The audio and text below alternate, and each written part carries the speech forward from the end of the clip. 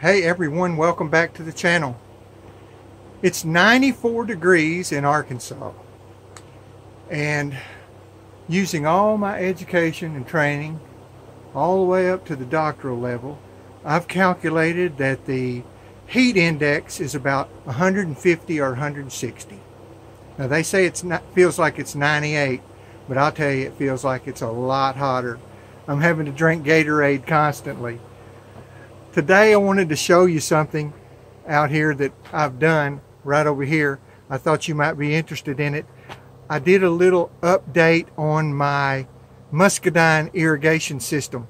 It was so hot I didn't feel like I could get the camera out and set it up. I've actually had them overheat in temperatures like this, so I thought I'd just go back and show you what all we did. Thought you might be interested in seeing it. I'll start right here by showing you the tools and the equipment that I used. I had two 100-foot sections of this small hose here, this rubber irrigation hose, and it is 1/4-inch vinyl tubing. I have a number of these worm clamps, and I actually take the end of my, I'll show you here. Sorry about that. I take the end of my screwdriver out, and it fits perfectly on the end of that worm clamp, and so I use that. I use my zip ties. I use my fiberglass wire running kit that I picked up at Harbor Freight. I bought 5 sticks of this 1/2-inch PVC for electrical at Home Depot, and you'll need a hacksaw like this to be able to cut it, because I didn't need every bit of it.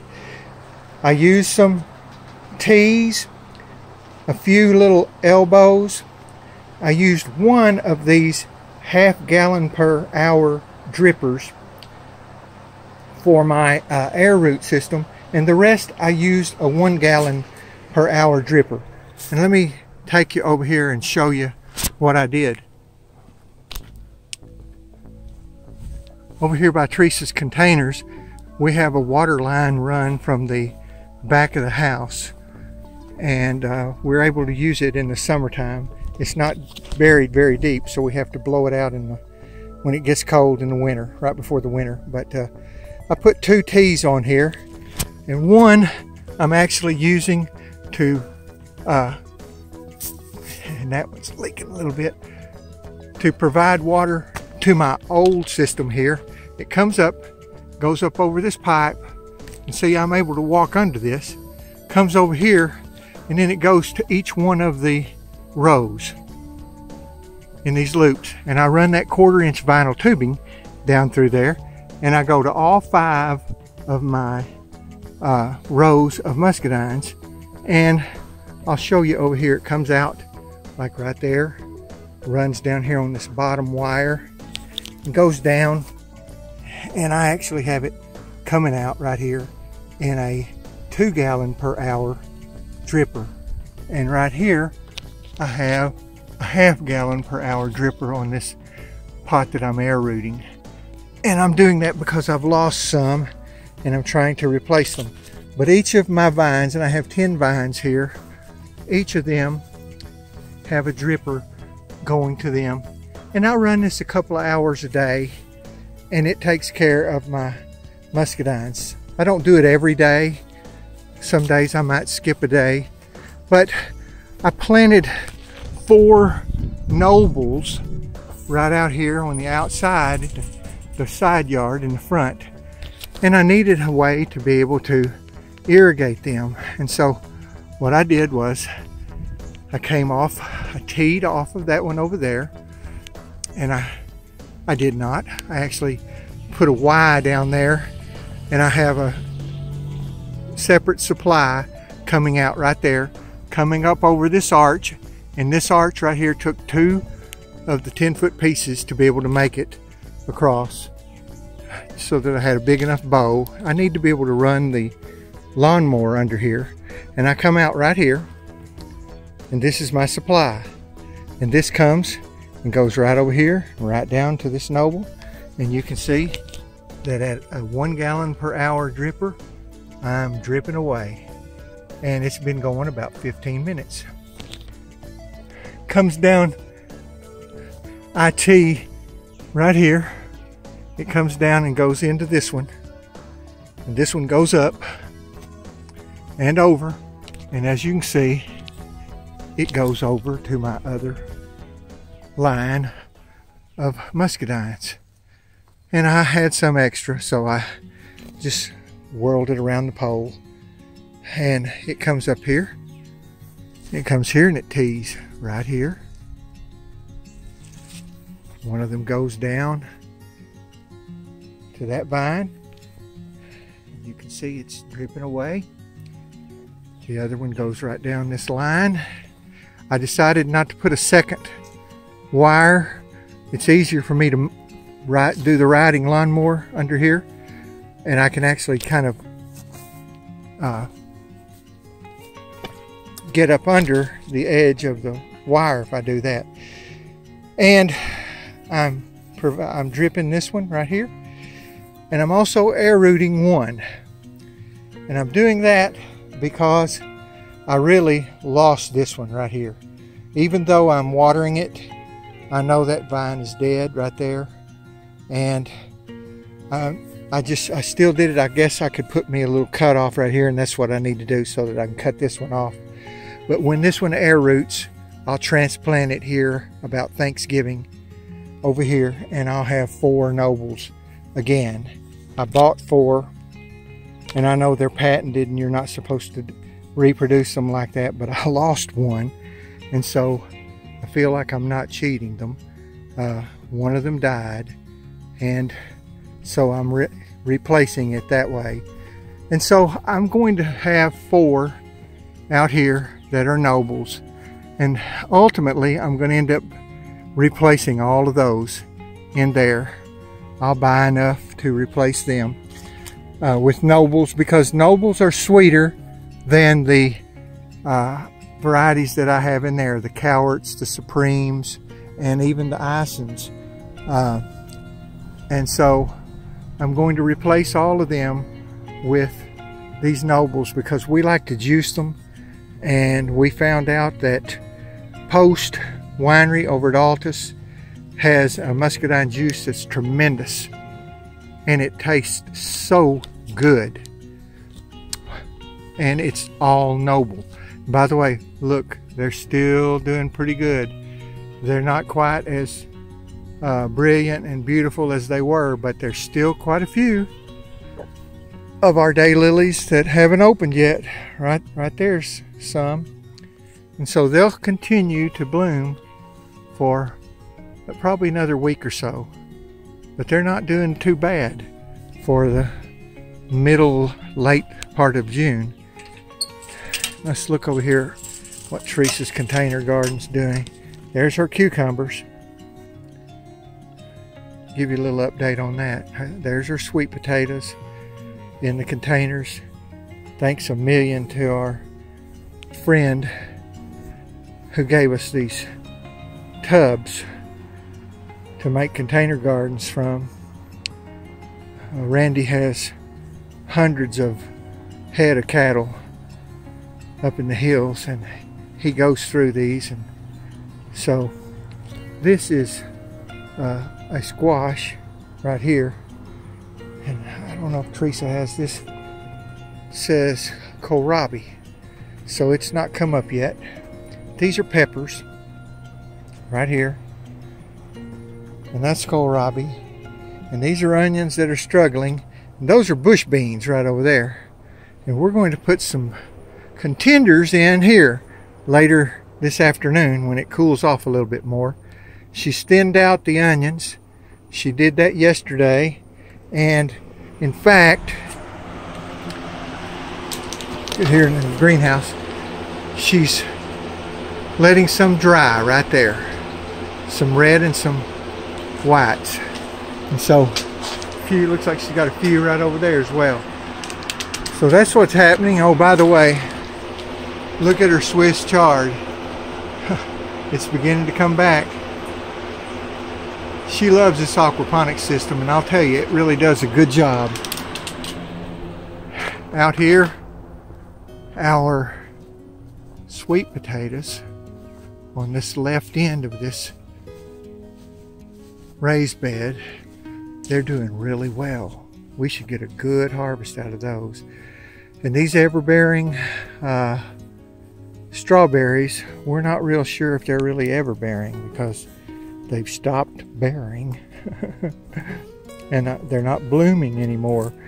We thought they were ever-bearing, and they said they were ever-bearing, but I kind of think they weren't.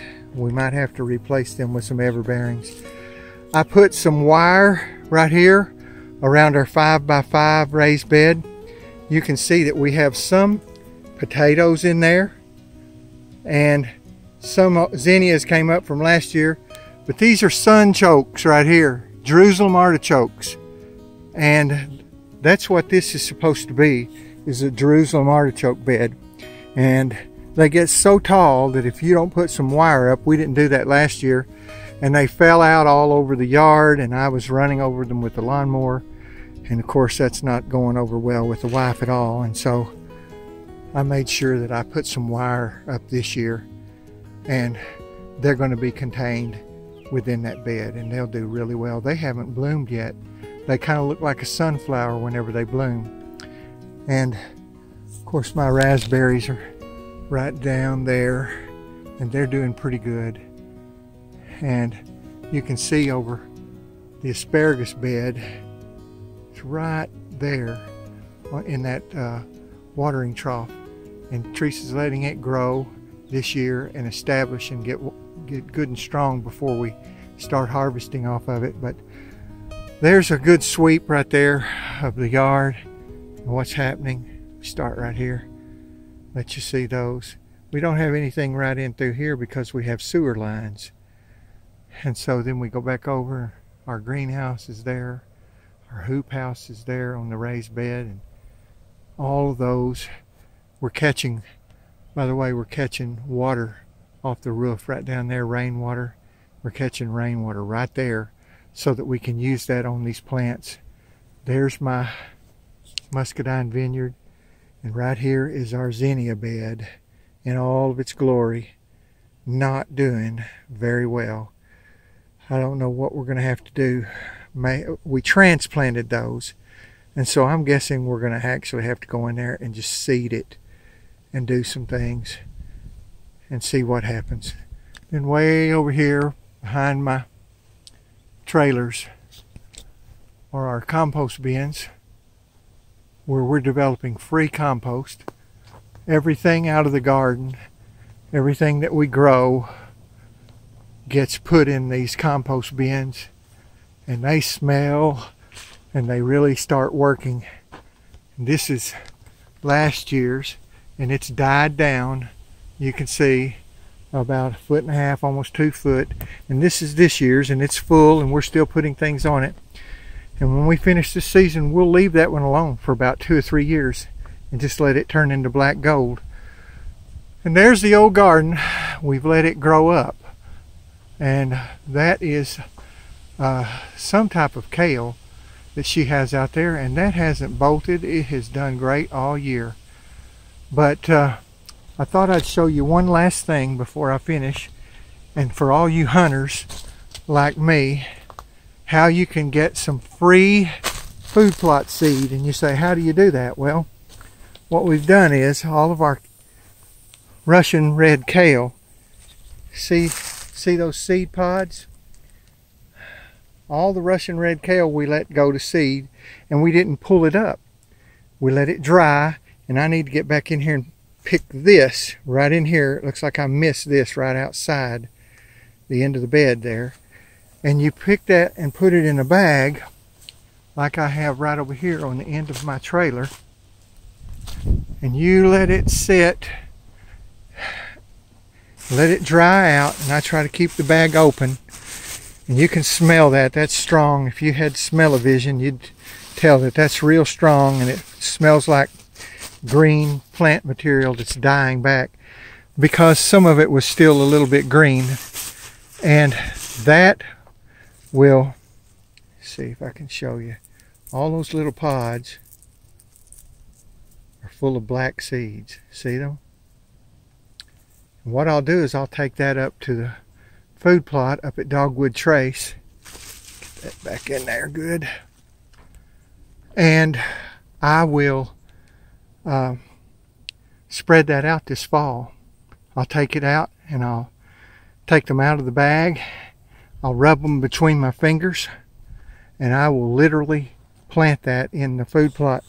And most of that came from right there. We had a spot right there where I threw some up on that trailer last year and it died and died back, and all the seeds came down through the trailer and under the trailer, and it was sitting right here, and it produced a big patch.